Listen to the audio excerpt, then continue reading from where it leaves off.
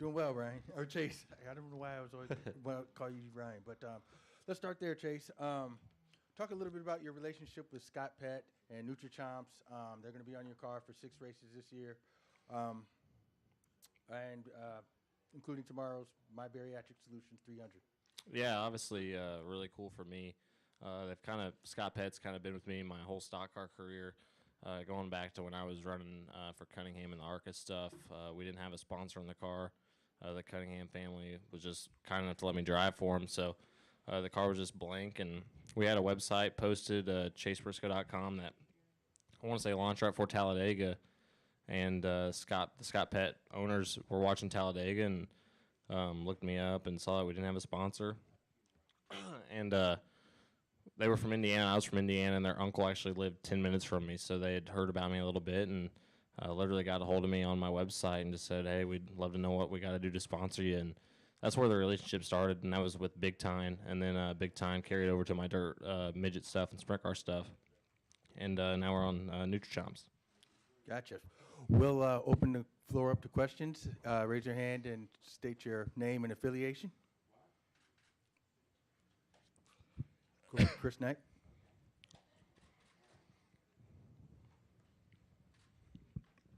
Yeah, Chris Knight, catchfans.com. Chase, can you talk about your new relationship with Stewart Haas Racing? How long did it take to put together, and how can that relationship work with Roush Fenway and vice versa?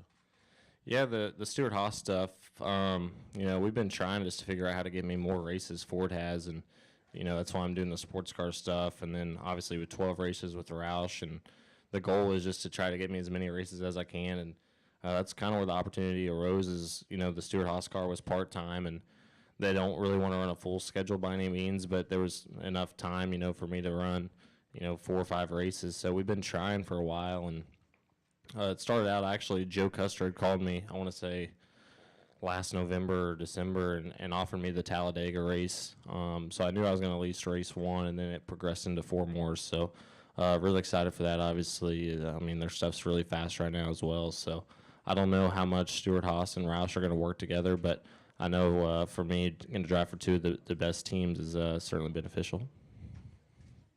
We'll go down front to Lee Spencer. Can you just talk a little bit about the transition going from trucks to Xfinity? What differences you'd notice, if you've noticed an elevation in the level of talent, and how come you're not racing across the parking lot later on today? Yeah, I've only gotten to run 1 race, and going into Atlanta, we didn't test anywhere, so just showing up and racing it was a big learning curve for me, and honestly pretty humbling.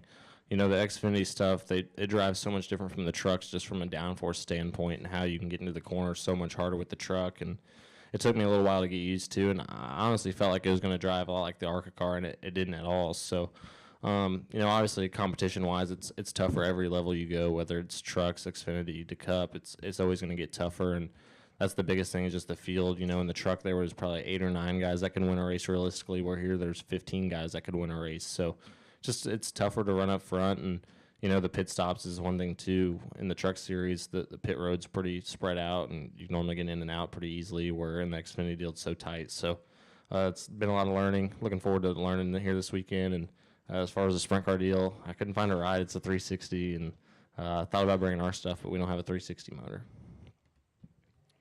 We'll go to Jim Utter in front.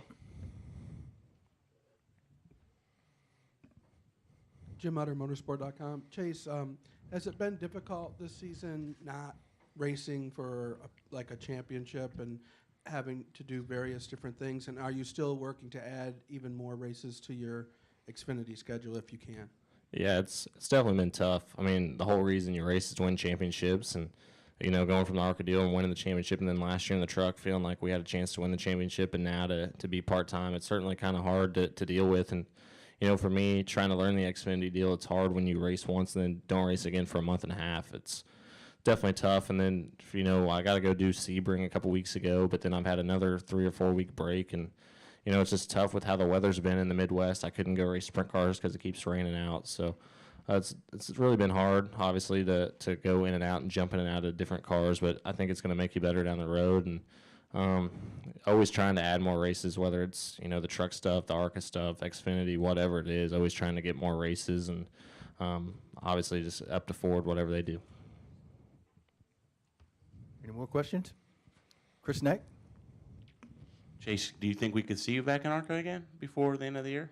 Yeah, I mean, I think there's a possibility, maybe just one race. I don't know. It's honestly up to Ford. I know that my relationship, obviously, with the Cunninghams and Chad Bryant's obviously really good, and I know that they would like me to run one race at least for them, but it's honestly Ford's decision. If it was going to be beneficial to me and the Xfinity stuff, I would do it.